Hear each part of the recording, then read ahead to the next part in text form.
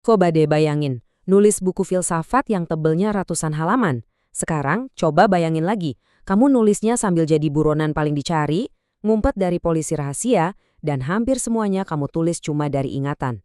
Nah, itu dia kisah gila di balik Madilog, sebuah karya dahsyat yang lahir dari kondisi yang mustahil banget. Yuk kita bedah ceritanya. Jelas ya, ini bukan buku yang ditulis di perpustakaan yang adem dan tenang.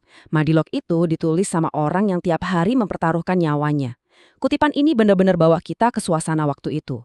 Suara pesawat tempur Jepang itu jadi semacam soundtrack buatan Malaka pas dia lagi merumuskan ide-ide yang bakal mengguncang satu bangsa.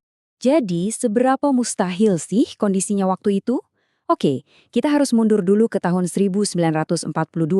Dunia lagi kacau balau karena Perang Dunia Kedua dan Indonesia lagi di bawah pendudukan Jepang. Nah, di tengah kekacauan inilah seorang buronan revolusioner justru nekat memulai proyek intelektualnya yang paling ambisius. Perjalanannya benar-benar luar biasa. Selama 8 bulan, dia nulis dengan tekun, rata-rata 3 jam setiap hari.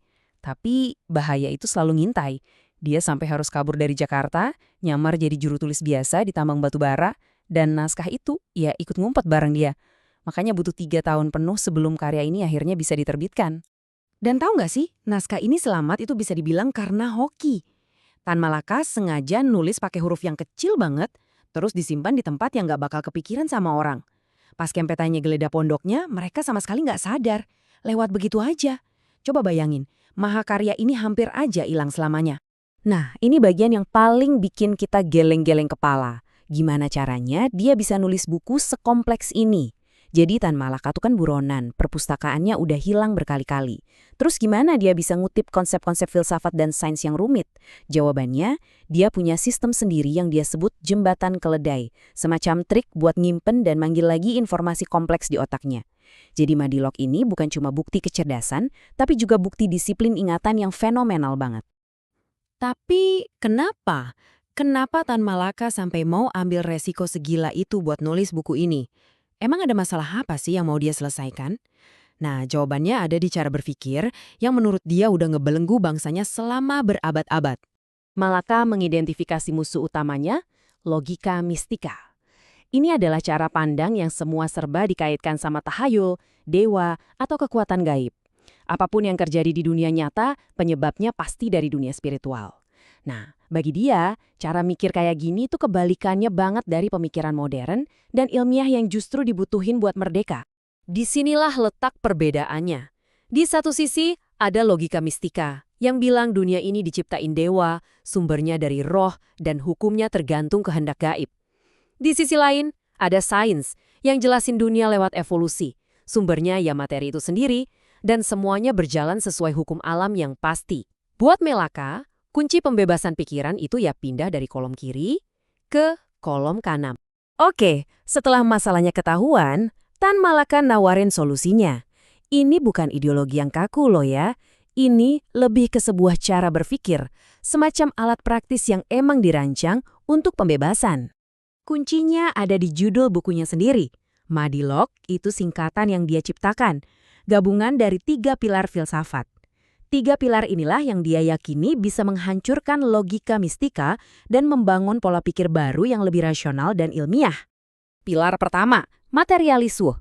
Gampangnya gini, kalau kamu mau ngertiin dunia, ya mulailah dari apa yang nyata, yang bisa kamu sentuh, lihat, dan ukur. Realitas itu dasarnya dunia fisik, bukan dunia spiritual. Nah, ini fondasi dari semua cara berpikirnya. Lanjut, dialektika. Kalau materialisme itu soal apa yang dipelajari, yaitu dunia nyata, maka dialektika itu soal gimana dunia itu berubah. Maka melihat dunia itu nggak statis, tapi terus bergerak karena ada pertentangan. Contohnya, pertentangan antara yang lama dan yang baru, atau antara kaum penindas dan yang tertindas. Jadi, ini adalah alat buat menganalisis dunia yang terus bergerak. Dan pilar terakhir, logika. Ini adalah alat untuk memahami dunia saat diam. Ini semacam kerangka berpikir yang jernih dan rasional. Buat Malaka yang lagi berjuang melawan tahayul, logika adalah senjata utama.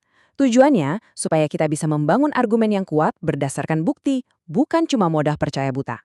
Tapi bagi Tan Malaka, filsafat itu percuma kalau cuma ngendap di kepala. Madilog ini dirancang untuk jadi panduan, semacam peta yang ngarahin kita dari pemikiran jernih ke tindakan nyata. Tujuannya jelas, revolusi. Terus siapa yang bakal ngejalanin perubahan ini? Malaka jelas banget soal ini. Bukan para intelektual atau politisi, tapi kaum proletar, para pekerja industri. Dia melihat mereka sebagai tulang punggung bangsa, kelas yang punya kekuatan untuk benar-benar mengubah masyarakat dari bawah ke atas. Nah, disinilah konsep materialisme tadi jadi penting banget. Kekuatan sejati Indonesia, menurut dia, bukan ada di hal-hal gaib, tapi ya di aset material yang nyata ini. Ladang minyak, tambang, pabrik, dan lain-lain. Inilah sumber kekuatan bangsa. Dan siapa yang mengendalikan semua ini? Para pekerja. Itulah kenapa mereka yang pegang kunci masa depan. Pada akhirnya, semua ini mengerucut jadi satu panggilan untuk bertindak. Gunakan Madilog, materialisme, dialektika, logika, untuk menganalisis dunia di sekitar kamu. Pahami pertentangan-pertentangan yang ada. Terus jangan cuma diam, bertindaklah. Runtuhkan struktur lama yang menindas dan bangun sesuatu yang baru dan kuat. Dan ini membawa kita ke pertanyaan terakhir. Udah puluhan tahun berlalu sejak buku ini ditulis oleh seorang buronan di bawah ancaman maut, tapi ide-ide Tan Malaka soal berpikir jernih kok rasanya makin relevan ya hari ini? Di dunia yang dibanjiri hoaks dan pemikiran yang kabur, mungkin alat yang paling revolusioner dari semuanya adalah pikiran kita sendiri yang tajam.